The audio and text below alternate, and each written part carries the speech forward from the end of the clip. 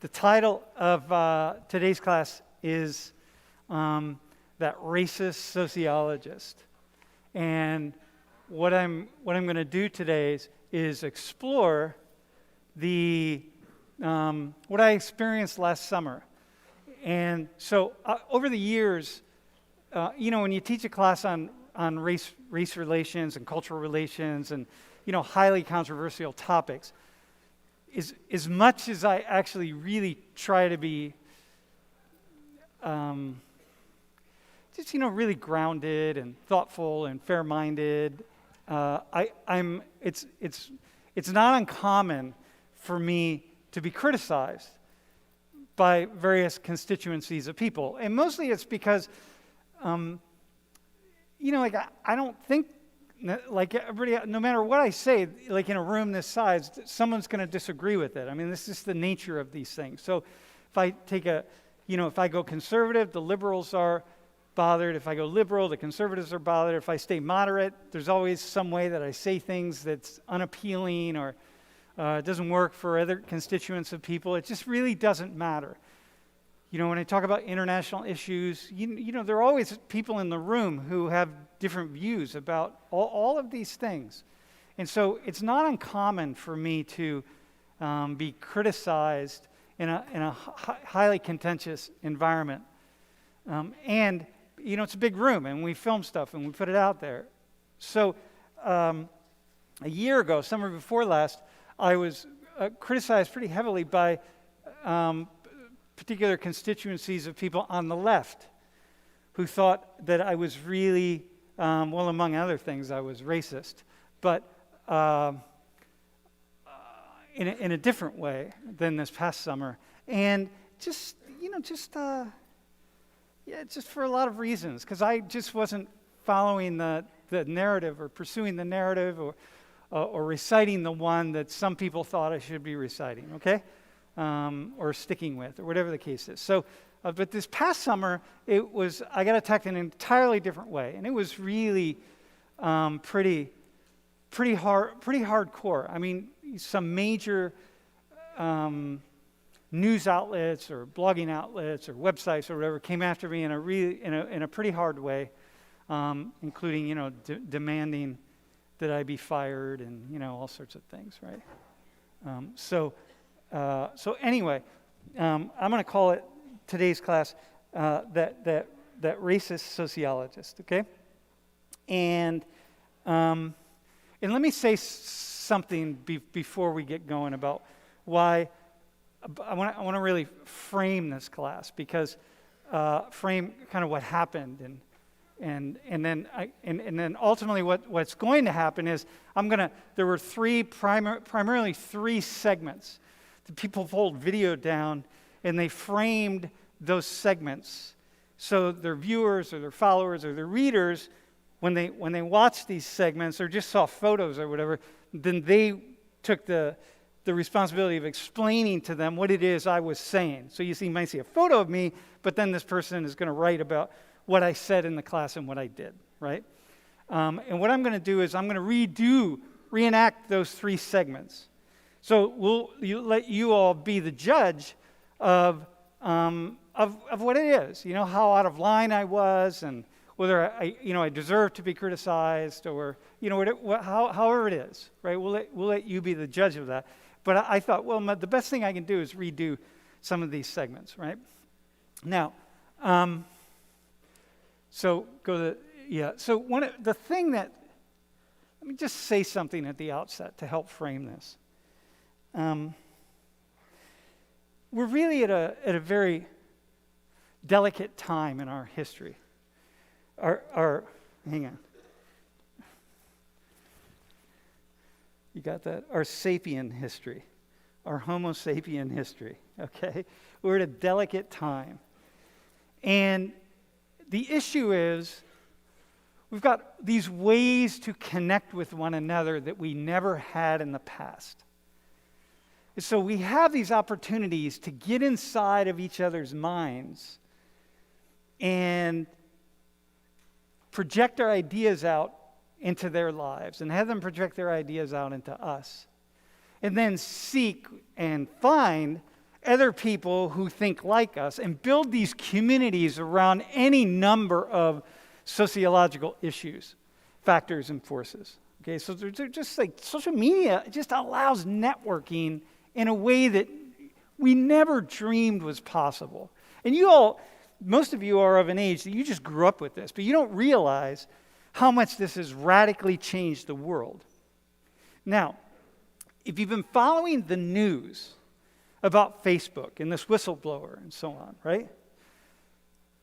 The one thing that really jumped out from this and that we should pay attention to, now it's nothing new. We've known this, we've seen it, lots of people have been seeing this and saying it. Now, mind you, I'm the contrarian in all this, right? Like, when my friends are like, oh, social media and cell phones and all this stuff's going to be the downfall of civilization, I'm the guy that stands up and says, you know what, actually, I don't think so. I actually think that young people and kids and so on are probably more connected now than ever and probably have better social skills than they ever had. Even though their faces appear to be in their phones all the time, I feel like it's improving social. I mean, there are all sorts of ways in which this is really positive, right? So I'm this contrarian guy, but there's one way in which I want to point out that we got a little bit of an issue. We know that human beings are more likely to engage when our blood pressure goes up. So when we feel some kind of excitement, when we feel some kind of annoyance, some kind of anger, a sadness, divisiveness, when we're in a fight, when we're, really battling it out with someone, we're more likely to engage. So in the world of social media, what that means is you're more likely not just to read something on your phone, but to respond to it and post things on your own. Now, what we have here is a gazillion-dollar industry, right? I mean, what is it? Like Facebook, it's estimated it's like $1 trillion company at this point. I mean, this is just unimaginable. So these are companies that built, you could say obscene, but extreme profits based on people engaging. All they got to do is get us to engage. Like we're the product, and we're making it from every time we engage, every time we open it, every time we post something, every time whatever, their profit goes up because we're doing it. So then in their minds, and all of the social media minds, like, well, we just got to get people to engage more. If they could get every human being on earth to be on their phones and do nothing but just post and read 24/7, imagine the kind of profits they could make given what they make now. And that's the goal. That would be the goal, right? Because this is free market capitalism, whatever, however we want to say. I mean, but this would be the goal of this capitalist empire, right?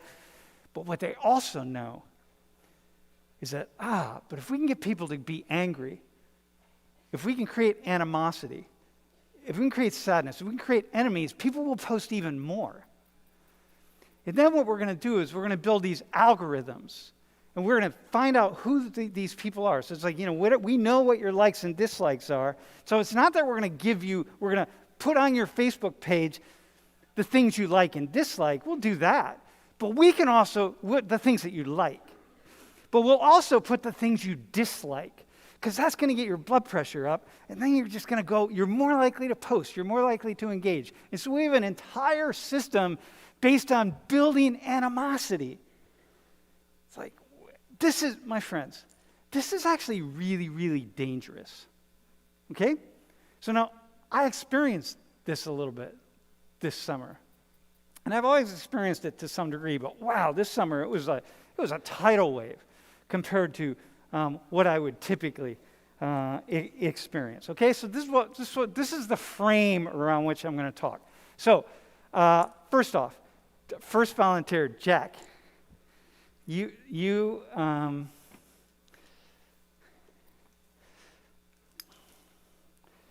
have a seat now. Tell the class where you're from. Okay, so I currently live in Raleigh, Durham, North Carolina, and I'm originally from Baton Rouge, Louisiana. Yeah, from where? Louisiana. Louisiana. Yeah. Where in Louisiana? Baton Rouge. Baton Rouge. Yeah, the capital. Yeah. Yeah. Okay, I got you.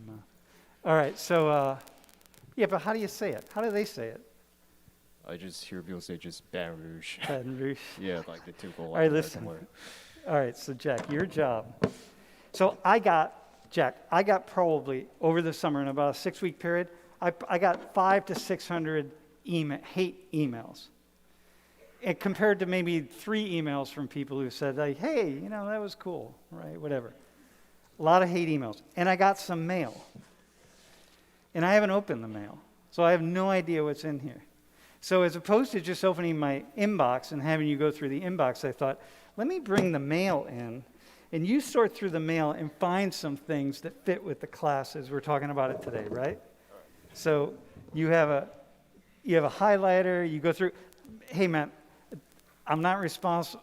Yeah, okay. I'm not if you're, I don't know what they said. I know there are a lot of 4-letter words in there. So you're good with that, right? Yep. You're good with swearing and stuff? I'll just censor it a bit. You censor it. All right, man. Yeah. Okay. So you just take the class and have fun. All right. All right. And at the end of class, we're going to come back and you're going to read us some of what it is, right? Some of what you discovered. And I shouldn't say have fun. It's actually, Jack, it's actually going to be a little bit disturbing, probably. I don't know. I haven't read it, but I know from the other emails it's probably a little bit disturbing. Okay. So, next slide. A couple years ago, as happens every semester, I talk about discrimination. And, I talk about, like, how much is there? Because this is the question. Last couple classes, we talked about inequality and what are we going to do about that and what do we think about it and how to manage it and this kind of thing, right? The origins of it, why it continues and this sort of thing. But I always talk about discrimination because, like, this is the thing. Like, to what degree do we get treated differently because of who we are, what we look like, all sorts of things, right? Well, we know there's discrimination because that's just, people discriminate. And I don't mean discriminate like it's such a bad thing. We discriminate. I like green apples and not red apples, right? I mean, everybody makes decisions about things, right? Things we like and we don't like. And, this is the nature of things. And I always say a few things. And in this particular class, so what I'm going to do is I'm going to act out something that I did in this one segment that really went viral. And what I said was, when you start talking about discrimination, the first thing you got to know is this. There's a lot more discrimination happening in the United States on the basis of race and gender and so on, right? Culture, religion. There's a lot more happening than some people want to believe there is. And at the same time, there's a lot less happening than other people want to believe there is. And so somehow we got to sort through this. And it's really difficult. We can't just ask people, right? I can't just say, like, hey, have you been discriminated against? How often are you discriminated against because you're a woman? Right? Like, well, first off, how does she know? And secondly, why would I trust her? But mostly you don't know. Most discrimination we don't see. First off, she wouldn't see it. She wouldn't know. And secondly, why would I trust that she is reasonable and thoughtful? Right? Because everybody overestimates. We all overestimate our abilities and our potentials. So, if I don't get a job or if something bad happens to me, let's say I don't get a job or I don't get something that I really want. Like I apply for something, I don't get it. A large segment of us seem naturally inclined to overestimate our own abilities and think like, well, maybe it wasn't fair. And I think I'm qualified for that. I should have got that, or, I'll give you an example of this. People did a survey of like 400,000 high school seniors. And they asked 400,000 high school seniors, like, whether they thought that they were above average in their ability to get along with one another. Above average is 50%, 51% and above, right? Above average. 99% of the high school seniors said that they were above average in their ability to get along with others. And we see this kind of thing all the time. And so, I'm not going to ask, can I ask people? So if we're going to talk about race, what am I going to ask black and brown people? When's the last time you were discriminated against? Or have you been? Or how much does it affect your lives? What do they know? What do they know? How do you know? How would you know? If you ask me, how much does it affect me that, the way students perceive me, the fact that I'm 60 years old now as opposed to when I first started teaching and I was, 24. It's how would I know? I don't know. I can only give you a sense of it. You would imagine I might have some idea, but I don't know. I have no idea. And so you can't, and I think about all the stories that I hear about discrimination, right? I think about, I thought of this story the other day. I don't think I ever told it. About 15 years ago or so, my wife and I were cruising down Route 80. And, we're going 65 or something, right? And this car blows past us.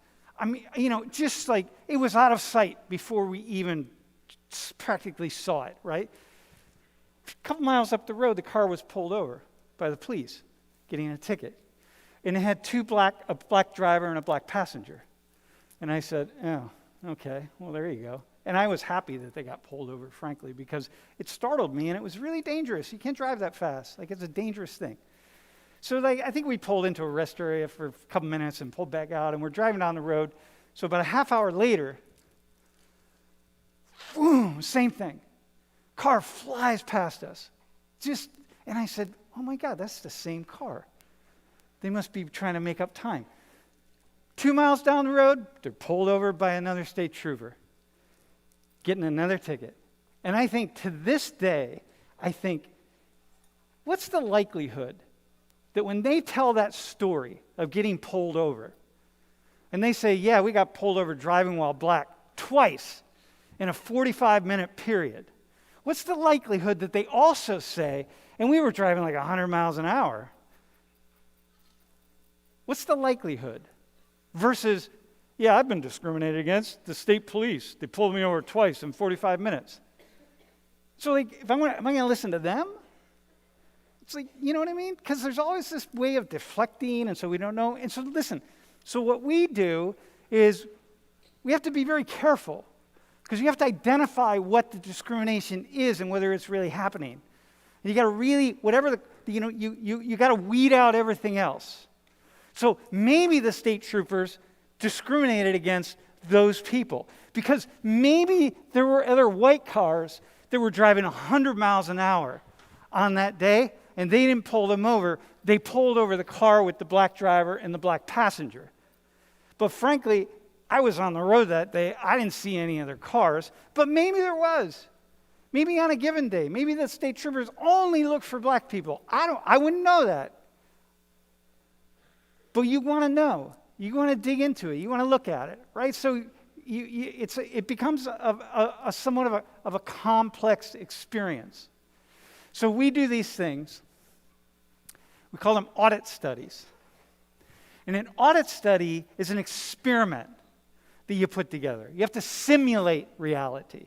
So in this case, we would get drivers to do the same thing. We get white drivers and brown drivers and black drivers, and we train them, and we'd make sure that they had the exact same car and they looked alike and so on. And we'd have them go out on the road and do the same maneuver and see which ones of them got pulled over by the police, right? This kind of thing. It's an audit study, right? Or you apply for a job, and we get. Let me look here. Oh, this is beautiful.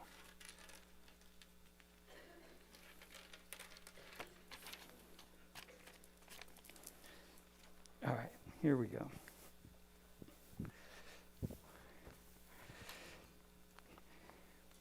You apply for a job, right? And, you want to, well, why don't I? Anyway, hang on. Before I do this, I'll demonstrate this, but let me say this. We do these audit studies. They're carefully planned out. They cost a lot of money, but we use actors, and we train the actors, and we get them to act a certain way and do certain things, and then we put them in these situations to see what the response is. Okay? So we might get two women, and we'll have these two women do the exact same thing, day after day after day, in the exact same place, and one's wearing a hijab, and the other one isn't. So we're going to see, like, how do people respond to women wearing a hijab compared to women who don't? And then you do this thing where you set it all up and you control for everything, and then we measure and see what happens. So someone did a meta-analysis of these audit studies. And again, this is the best way to find any kind of discrimination, right? And they did a meta-analysis, it's like 25 years of audit studies, 55,000 cases of people, all sorts of studies, different things, looking at different things, but these are like experiments. 55,000 cases, different individuals who went through this thing, right? And what they find when we're looking at employment audit studies, because most often it's employment audit studies, but there are some others as well, that white people, on average, right? This meta-analysis stopped about 5 years ago. White people, on average, get 36% better response than the black people in the audit study. And 36% is pretty serious. Now, in Hispanic, white people get a 24% more positive response than Hispanic or Latinx people. Now, look, these aren't what's really important. And what's really important is that I know that there are some of these academics who start with the idea that there is discrimination. And they're going to design the study in such a way to find the discrimination because that's just what they want to do. But I'm an academic, and I have colleagues, and I read this stuff, and I talk to them, and I know who they are, and I'm watching this, and I've been watching it my whole life. Most people, the vast majority of us, are really trying to get at the truth. We might be misguided in this way or misguided in that way, but we're really trying to get at the truth. And if that's the case, again, not asking people, if that's the case, that's actually pretty high. And in fact, it's much higher if we ask black people, if we ask Latino people, if they've been discriminated against or how often, or if in that one situation where they discriminated against, the number is actually lower because they don't know and they don't see it. But when we carefully design the study, it's actually higher. And 36 and 24% is actually pretty high. Like that, but it's in a slow decline.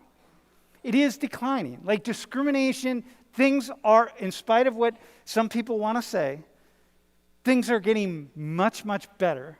In spite of the headlines, in spite of everything, you read about the police and so on. Look, I study the police, I work with the police, we're going to talk about the police. Things are getting better. They're getting a lot better, actually. And there's a slow decline, okay? So we can keep saying they're not, but the truth they are, and the data are showing that they are. So I'm going to walk you through one of these, and then I could use a couple volunteers. Dude, do you feel like volunteer? Do you want to volunteer? All right. How don't you come up? I need what are you about, like 5'11"? Yeah. I need a white guy who's 5'11" and in shorts. Who's about as handsome as this guy. How about that? I know that'll be like all of you. Well, maybe you don't have to be in shorts. Bro, how about you? Right there. No, this guy right here. Oh, dude, look at this. Perfect. Okay, here you are. Awesome, man. So what's your name? Matt. Pat? Matt. Matt? Yeah. Wait, hang on, man. I'm Matt. Where are you from? Hampton, New Hampshire. Hampton, New Hampshire. Yeah. All right, man. How big is Hampton, New Hampshire? I think it's like probably 10,000 people. Yeah? Yeah. All right, man. All right. How about you? Hi, my name is Mustafa. I'm from Allentown, Pennsylvania. Allentown, Pennsylvania. All right. Mustafa and Matt. That'll be easy for me. Okay, so here. I'm going to give you your resumes. So mind you, the resumes are exactly the same. And what we're going to do is I'm going to train you to be part of these audit studies, okay? And so this is what we would do. Because you get these guys. First off, we're going to make, Mustafa's wearing sandals. Matt's wearing sneakers with low-cut socks. So we wouldn't want that. We want them to dress exactly alike, right? Matt would have glasses. If Mustafa has glasses, Matt would have glasses. Going to be the same height. They're going to shake hands the same way. So like, shake my hand. Okay, that's perfect. Don't do that so much. Just got it. Perfect. All right. And so when you talk, we want you to have the similar accent. We want you to look when you look at me and say hello. Don't say hi. Say hello and look me in the eyes and hold it for 3 seconds. Got it? Hold it for 3 seconds. Say hello. Walk in. Don't say any more. Here's your script. Here's exactly how you're going to do it. Your resumes are the same. You graduated from Ohio State. You graduated from Penn State. But you were both engineers, and you had a 3.5, and you had a 3.51, and you had similar clubs, and the whole 9 yards. We're going to make it exactly the same. This is how we do these audit studies. Because if it's not like that, if he's a sociologist and he's an engineer, what are we measuring for? Nothing, right? So we want to identify. We want them to be the exact same person, except that Matt's a white guy. Matt has light skin. And Mustafa has dark skin. He's a black guy. Okay? And we wouldn't give him the name Mustafa. We'd still call him Matt. We'd give you, or Michael. We'd call you Mike, and you'd be Matt. You see how this operates, right? It's how we're going to go here. And then what we want to do is we want to say, all right, so listen, what's going to happen? What are they going to experience?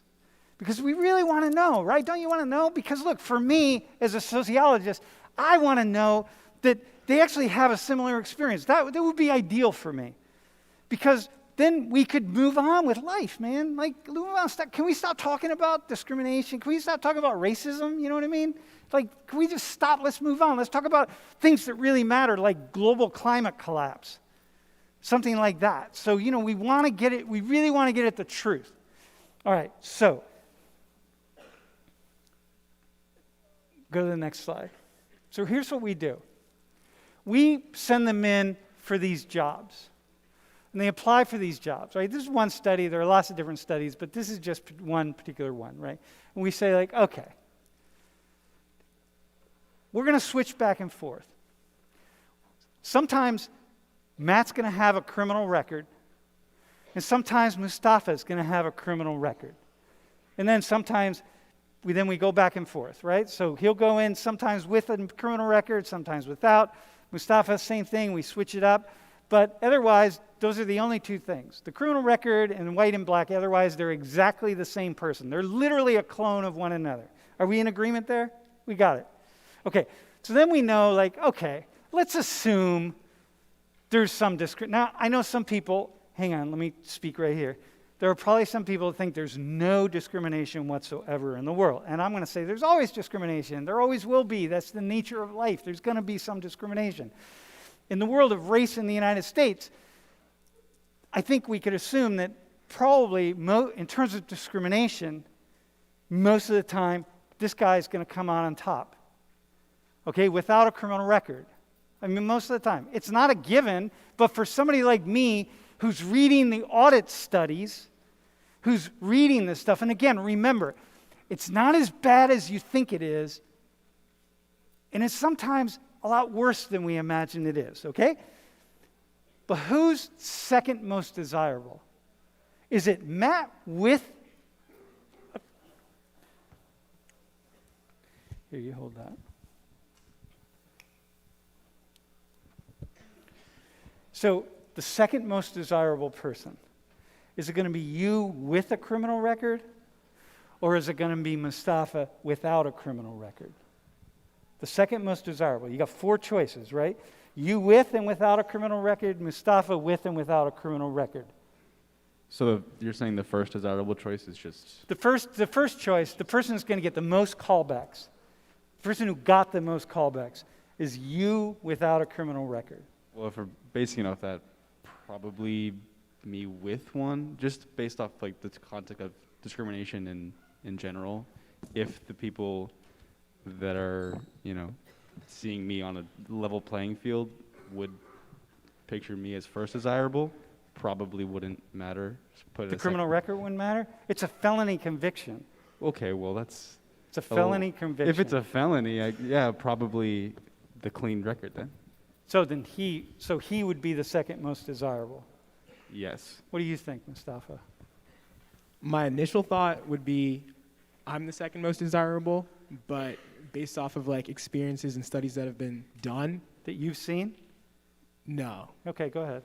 So based off of that I haven't seen, I think him with the criminal record would be second most desirable. Uh-huh. Yeah. Okay. So let's take a look at this. Next slide. So here is, so look, the most is the most callbacks, right? The percent receiving callbacks. Go, we send you in for the same job.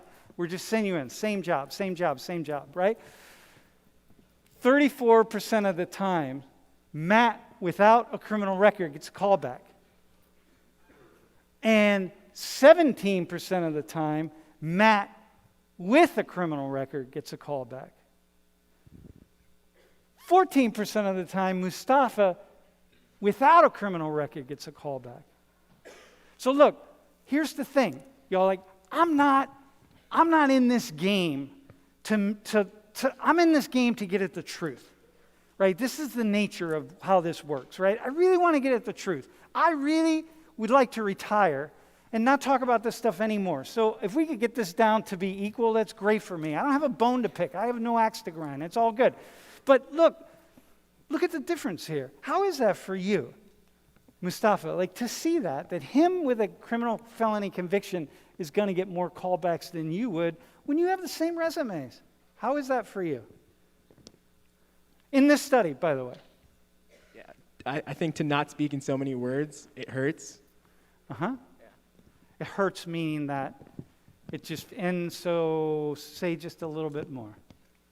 The way that the world has been structured, specifically in the United States, so that even with the same qualifications, the same credentials, based off of like factors that I can't control, won't necessarily have the same outcome. Okay, necessarily, right? So things are changing. Remember, over time, they're changing, right? Bro, how is it for you? I mean, it's very upsetting to see, honestly. I don't think anybody, when going into a job, should be based on anything other than their credentials and experience.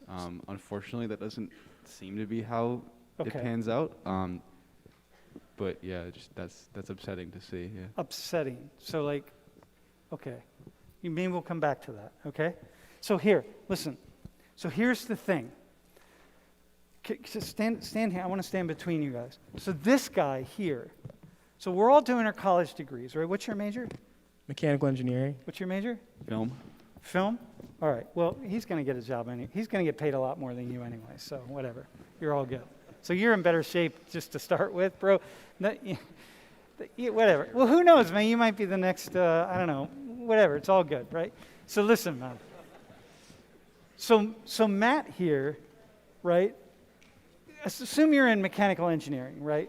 So the thing is, you have an advantage. You don't know you have the advantage, right? So, a lot of white people think like, well, we don't have the advantage because there are programs for Mustafa. There aren't programs for are you middle class? There aren't programs for middle-class white guys in places like Penn State. You don't like go to the Penn State website and say, any scholarships for middle-class white guys studying film? Like, no, you don't have that. But Mustafa's going to find some scholarships. So it may also be true that when you apply for jobs, if you were an engineering major, then they're going to be some special program that says we need more black engineers. So we're going to really definitely recruit black engineers. And they go out with the decision to definitively get black engineers. And so you're going to benefit from that. And you're not.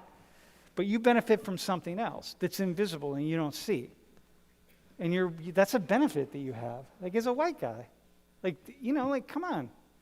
I'm not making this up, right? Do you like, I don't know. This is what it is. Okay? All right, man. So now, have a seat.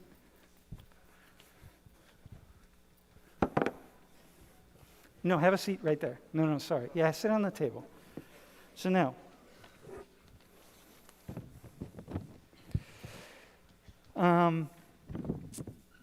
Can you go to the next slide? All right. So, that segment right there. Basically, I've been doing a segment like that for 10 years, 12 years, 15 years, I have no idea, right? And I don't know, that's it. So here was the first response. Racist professor tells black student that he's inferior. Dude, how you feeling? I'm feeling pretty good, to be honest. Yeah? It's a good day. All right, how you feeling about this, what we just did here? I think it was like a constructive demonstration. As I said in my response, I didn't necessarily know the data that was out there, but I kind of had a feeling based off experiences that have been relayed to me and whatnot. Uh-huh. So how do you relate to this headline? I'm not sure I understand the question. Well, how would you respond to this headline right here? Because this person's talking about you. That's not necessarily what I derived from our discussion just now. So. Uh-huh. Could you say more? Yeah, sure. I think the discussion that we had didn't necessarily make me feel any less of myself. Uh-huh. So you're not feeling inferior? No. All right. Let me ask you, Matt. How's it feel to be singled out? Like I didn't really feel too singled out. Like, at what time did you think you were singling me out? I don't know. I'm just asking you. How's it feel to be singled out? It feels all right. Well, here. I mean, yeah. I don't. Okay. Here's the next headline. Right. This is Daily Mail. Anger at Penn State sociology professor for singling out random average white guy, because you're the average white guy, right? So how is that? Does that ring for you? Not really. Like reading that, I didn't feel like you really did that. I think you're looking around the crowd trying to find just anybody that, you All said right. before that was white and Okay. certain height, certain whatever. All But, right. I didn't feel like you made me like, you weren't like boxing me into like a certain like white guy thing. I think you just picked somebody. So Okay. yeah. So let me go. Let me go to the next one. Next slide. So here were two. Penn State prof shames white student. So how's that compare? Shames white student and humiliates white student. How's that compare to your experience? It's very over the top. I don't feel humiliated. I don't feel like you pointed out any privilege that I may have and that I probably do have. I mean, it's just been known in general that white people in this country do have privilege, and Not all white people, bro. All white people have privilege. I mean, like I wouldn't say like every single one, but Uh-huh. like it's generally like, especially here at Penn State, like Uh-huh. just being here, you do have privilege. Just being in college. Yeah. But remember the last class, right? When we had the two poor white students, and then when we the upper middle class students, and then the upper middle class black students, black student, right? So remember that. Like anyway, I'm just saying. All right. So how about Mustafa? How about you? Do you? Yeah, so I think the fact that the article specifically mentions you shaming a white student is more telling about the people who wrote the article than like the actual situation that happened. Because what we're talking about here, they're real things. It's not like made up, as you said. Like the data shows the privilege that he, as a middle-class white man with the same credentials, the same certifications that I have, has. Yeah. But again, I want to be clear, and I said this back when I did this segment that they identified, that they connected to. Privilege is relative, right? Like I don't like even using those words a lot. Like white privilege or privilege is like, but nonetheless, right? So here's what happened, right? So if you go back, can you go back 2 slides? So the first thing was it's like, okay, we're going to throw this at Sam Richards, and we're going to say he's racist because he's telling the black guy that he's inferior. But that didn't stick. That lasted just a hot minute, and then it was gone. And then it became this one. Oh, he's signaling out a white guy because I pulled him up out of his seat. And I'm like, you're an average white guy, and look, you're walking into the world with all this privilege. But that didn't really stick. And then this other dude, next one, this guy, Andrew Sullivan, is a really well-known blogger. He writes this piece that says, and I'm curious about what you think about this, that student, that white student, should sue that professor. Dude. Yeah, definitely not. You can sue me if you want. Yeah, no, I'm not really interested in suing you. All right. I don't know what you would sue me for. Like, I don't remember from his article or from what he wrote, like what he would sue me for. But this is what happened. This is it, right? So, and there's a way in which, when this first came up with this segment, that I said to myself, it's really odd of all the things that I do in class, that this would be the one, because this is one where this is basic sociology. Like I told my boss, I'm like, all I did was sociology in here, right? That there are these invisible strings and they affect us and we don't see them. And, there are things that benefit Mustafa here in all these situations, right? And there are things that benefit Matt. And it's going away, but it's slow and it's happening and so on. So anyway, yeah. Okay. That's it. So there was a lot of dust up on this. Are you in agreement? A lot of dust up on this one? Dust, yeah. Hey, we'll come back to you. Yeah. All right, man. Thanks, bro. Yeah, thanks, man. All right. Can we get a hand?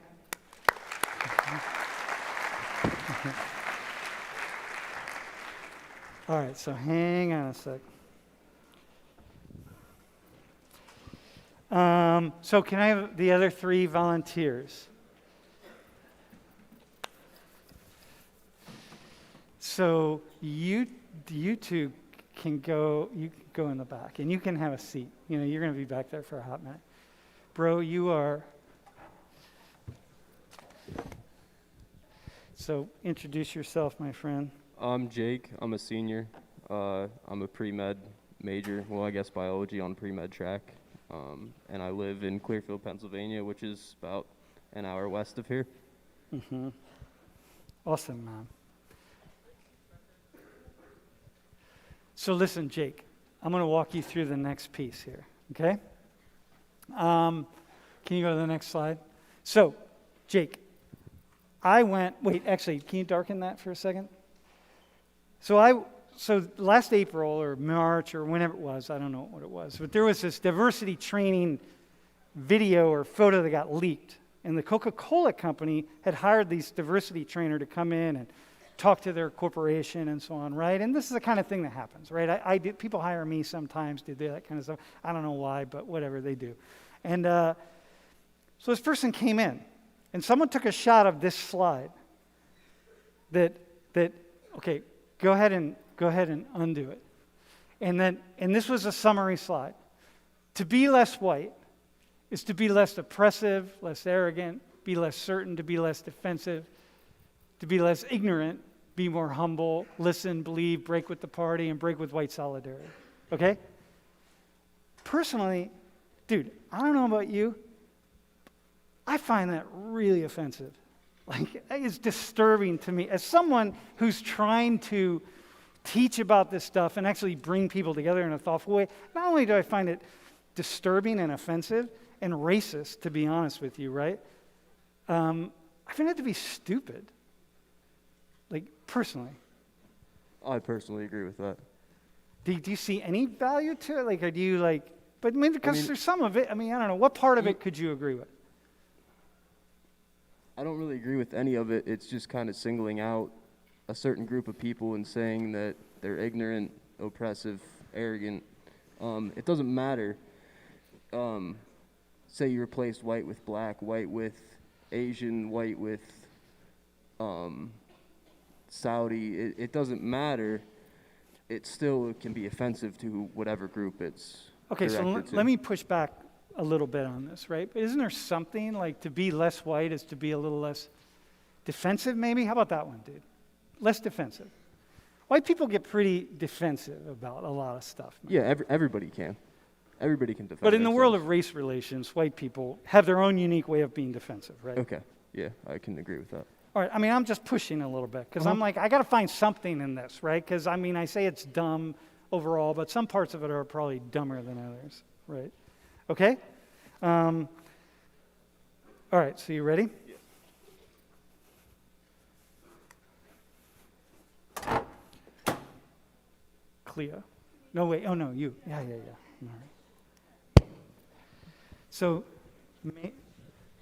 wait, hang on, don't look at the screen. Okay. So, can you go to the next one? Okay, Maureen. Yes. Can you look at this? So, to be less white is to be less oppressive, to be less arrogant, to be less certain, to be less defensive, to be less ignorant, more humble, to listen more, to break with the party line and break with white solidarity and so on. That's what it really means to be less white. Uh-huh. Am I supposed to respond to that? Do you have any idea who said that? Huh? Do you know who said that? I do not have, I don't know who said that. Who do you If, think? I don't know, maybe you? if Sam said that, how would you feel about that? I don't know if I necessarily agree with that. I don't think anybody who's white needs to be less white to be like less of these things. I mean, oh God. I think people of color can also be like arrogant and defensive and ignorant. I don't think it's like definitively white people. And I don't think anyone needs to feel like they have to be less white to be less oppressive or arrogant or whatever. Sam actually said that. How does that make you feel? I don't know. I stand by what I said. Mm-hmm. Okay. All right, awesome. What do you think about it? What do you think about me saying that? See, I feel like a lot of things you say are not necessarily like directly like, this is what I mean. I think you sometimes like you kind of work around it to make everyone think, and I feel like this might be one of them. So do you believe I said that? I do believe you said that. You believe it? I don't know if you meant it, but I believe you said it. Why do you believe I said it? What leads you to believe I said it? Because I've been to every class. So you know that I say things that are kind of getting you to, what do you mean? That I say things like this? Yeah, like along the lines of just making us think, saying more provocative things to make us think. Okay, all right. Well, so the thing is, can you tell her the story? So yeah, this was something that was said about Diversity training. You. Oh, Yeah. in diversity training. Not sure where. For Coca-Cola. Oh, for Coca-Cola, and so that was something that was said there. And I don't know how it came back to you. Yeah. So the person who put this up wrote in the blog post that these are the words of Sam Richards, sociology professor at Penn State University. This is what he said. In the video, I said what I said to you about, what did I say about this? You said that. Exactly, remind me what you said about it. Dude. It was stupid, counterproductive, ignorant. You're saying that like, oh, it was. What yeah, did you I thought it actually was say? stupid. Yeah. You Yeah, thought when it was we stupid. first started talking, what did I Yeah, and actually you say? you completely disagree with it. It makes no sense. It's not relevant to. Counterproductive and Yes. it's dumb. Yeah. Okay. And racist. Yeah, in a way, you felt it was racist towards So whites. what I did was, you're like the reader of the person who comes along. This person puts this tweet out in the blog thing, and he writes, Sam Richards, Sociologist at Penn State. This is what he's teaching his students. You come along and read it. He's like the guy that did it, saying, no, this is Sam Richards that said that. And you're like, okay, yeah, I guess. Yeah, I must believe that he did because you're telling me that he did, right? And so, okay, how would you know otherwise, right? And you're here, so you're going like, yeah, this guy says a lot of crazy things, so maybe he said that. But you have no way of knowing, right? When in fact I said the exact opposite. Okay? Now, this is the world. So it's one thing to take certain ideas and distort them a little bit, but when we take something and we explicitly lie about it, because in the video, everything I said to you, bro, everything I said to you about this is from a diversity training, this isn't me, this is kind of dumb, this is like really problematic, really disturbing, very troubling. That's everything I said in the video. But it's a different kind of reckoning that we need to go through when somebody watches the video and then explicitly lies and makes a new PowerPoint, a presentation, because that's not even the one I use. Go back to the other one. That's what's in the video. And you go forward, so you make a whole new one, right? And so this is a whole different kind of reckoning. And this is what we're dealing with now in this world, right? The racism. So, all right, you can have, yeah, hey, thanks, by the way. Yeah. Actually, you know what? Hey, why don't you sit down? I think it's better if you, okay. So listen, man. So we've already talked about this Coca-Cola training, and you find it to be a little bit problematic and so on, right? Yeah, absolutely. Yeah. All right, man. So hang on one second.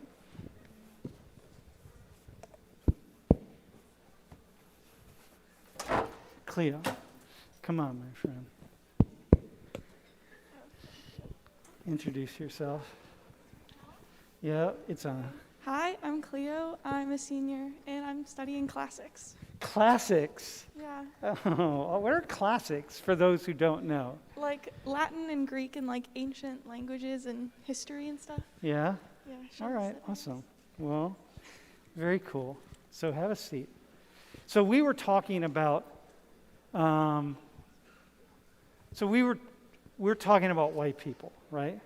And like, you know, this idea of just white people being oppressive and arrogant, but just being oppressive, you know, bro? So my question to you is, it's Jake, right? Yes, sir. So my question to you, Jake, is, hang on, don't look at that. So my question to you, bro, is, when's the last time you oppressed somebody? I can't recall. Don't even know if I have. I mean, I'm sure I have at some point. Somebody believes that I have for them, but like I can't recall saying, oh yeah, I just oppressed that person. But how would you know? I guess I wouldn't know. There's no way, because things that might oppress that person wouldn't oppress me, vice versa. It'd be a hard thing to tell if I offended somebody or bothered them with something I said or did. Yeah, okay. So like, did you leave your house? You left your house today, right? Yep. It's about maybe you oppressed somebody on the way to class? Potentially. I'm not sure how I would have done that. Well, I don't know. Were you on your bike? Were you walking in a car? I took the bus. All right, you were taking the bus, so maybe you were breathing, right? I guess, yeah. Maybe Maybe I was breathing too heavy. Yeah, maybe you oppressed someone just by breathing. That is true. Huh. Cleo, what do you think? What's my message to him? I think that like just by existing, you're not oppressing others if you're not like actively trying to do it, and like if you don't realize it, then you're not doing it, I guess. Wait, hang on. What do you think I'm saying to him? Do you think I'm saying that he is oppressing people, or he No, is I not? think that you're saying that like he isn't oppressing people just because like he's just existing. So he's not. Mm-hmm. Okay, so that's what you took away from that. You didn't take away that I was telling him that he's oppressing people by breathing? No. Okay, all right. Well, so here, take a look at so the text from. Can you go to the next slide? So these are the two students who I was talking to. You can look now. So the next thing from this was the same class, bro. It's the same class as the other one with the Coca-Cola piece. So I brought these two guys on, and we were just yucking it up about some things, right? And I said, hey, by the way, guys, you're two white guys, right? When's the last time you oppressed somebody? Because I was going back to the Coca-Cola piece and having fun. Like, well, how, were you driving? Were you walking? Maybe you were breathing. You oppressed someone when they were breathing. And then we're yucking it up and like, yeah, right? The text of the one article on Fox News that went viral was Pennsylvania State University professor Sam Richards attempted to shame, here's the shame thing again, two white male students concerning privilege and discrimination during a lecture, telling one of them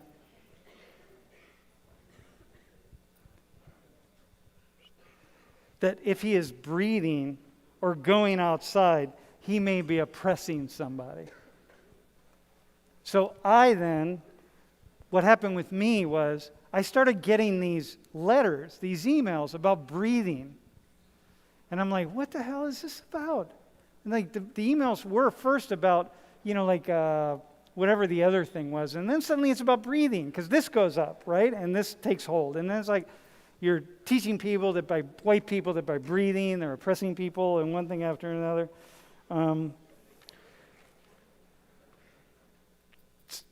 So is that what happened, bro? No, not at all.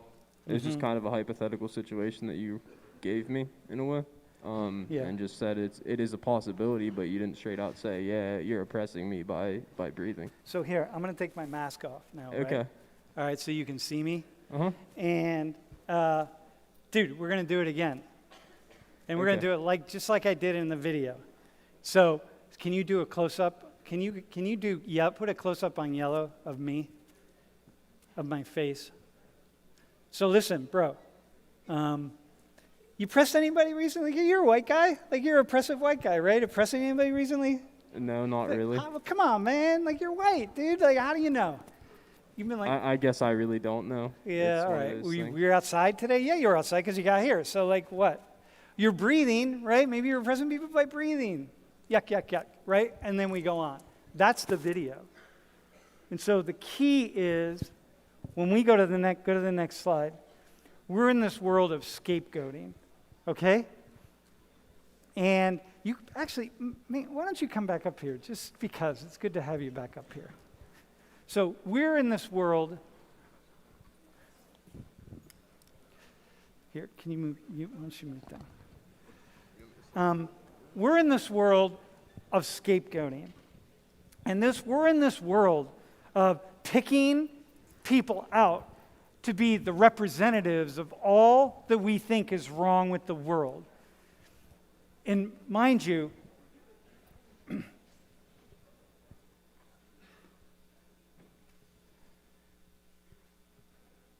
because you just watch it happen on social media and you hear it and you get a sense of it, you don't really get a sense of what happens behind the scenes when this occurs. And really, the damaging piece. So, bro, can I borrow that? Can you read some stuff? You got a few good things? Yeah. Oh, this is a good one here. Oh my God, can I just show that to the camera? Yeah, sure. Which one? Oh wait, this one too? Were these the same one? No, two different letters. Two different ones? Yeah. Oh my God. Wait, can you get a close? Why don't you show it, man? Can you get a close-up of him?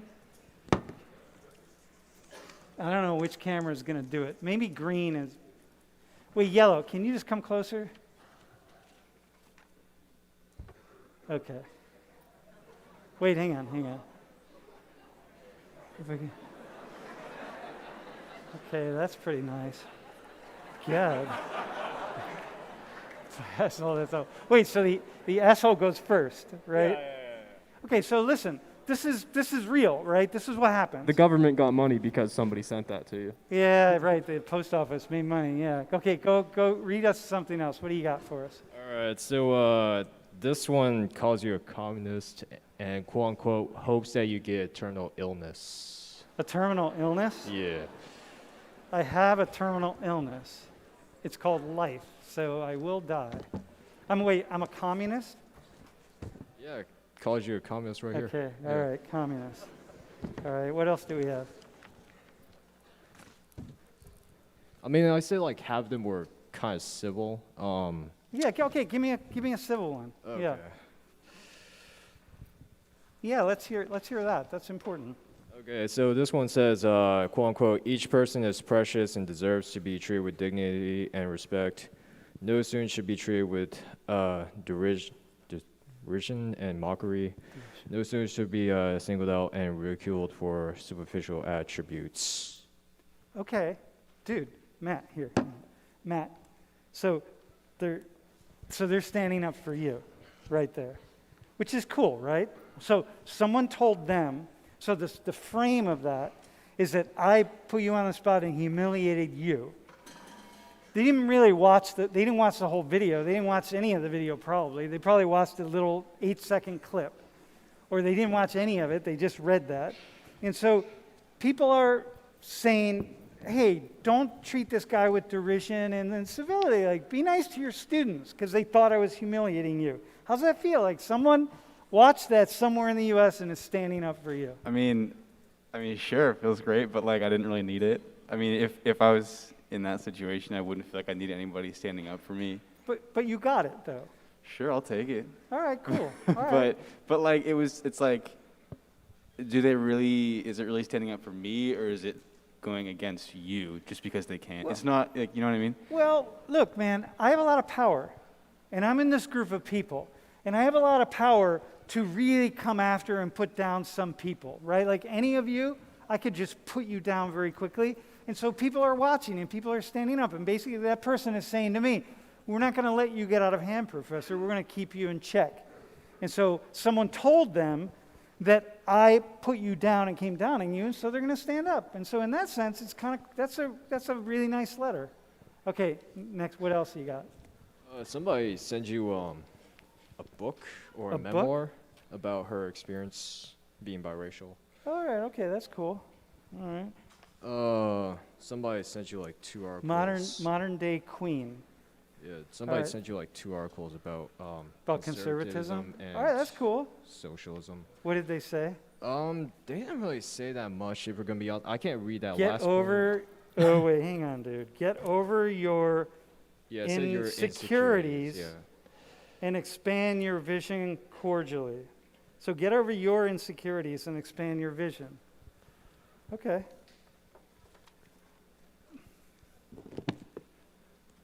That was another thing. It's like insecurities, or that I should give up my job and give it to a black person, right? So, bro, I should give up my job and give it to you, Mustafa. Even though you're going to graduate and make more money than I make. But whatever, all good. Not you, though, bro, because you're in film. Sorry about that. But Cleo here is in classics, so she's going to be killing it. Anything else? Oh yeah, this one went full conservative. Yeah. All right. It was disgusting and you should be fired. Okay. But that's just, but what they're saying here, well, you say go conservative, is actually kind of thoughtful. But you should be fired from the university. Oh no, I kind of organized it based on like whether it's left or right. All right, So, okay. yeah. All right, so there were some left things. All right, man. Hey, listen, you all. Here's the thing. Hang on. Lily's coming back down to the front. We're going to do the last top hat. But I want to say the following to you all. Hey, thanks. By the way, can you get an applause for these folks? Thanks for doing that. Look, I want to, let me, yo, hang on. Here's the thing. I like, by the way, bro, I like how you broke it up, liberal and conservative, because the left does this also. The left is actually really, really good at coming up with the stories and attacking the right, telling half-truths, saying what they want to say, whatever they need to say, and doing the exact same thing. The left does it, the right does it. They do it in equal measure. I don't really see a difference. I think that both do it equally as often. I happen to get taken on right now by the right. But this is like what happens. This is where we're going. And it's troubling. So it's not where we want to be. It's not where we want to be.